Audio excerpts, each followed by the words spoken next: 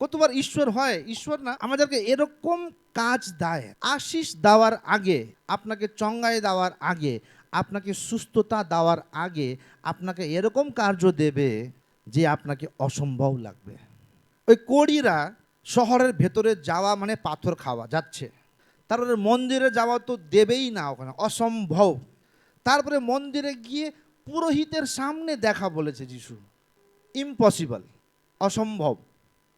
কিন্তু ওরা গেল, ওদেরকে ওই অসম্ভব কাজ করতে হলো, হলো কি হলো না বলো? করতে হলো না তো।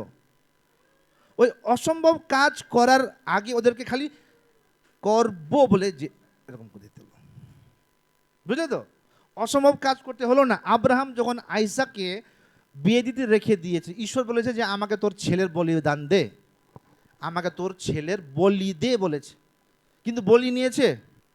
প্রভু মন দেখে কতবার যে এই লোককে আমি দিলে কি করবে, মারতে গেছে এইভাবে, তো চাকু তুলে এই রেডি আছে, আব্রাহাম আব্রাহাম দাঁড়া দাঁড়া,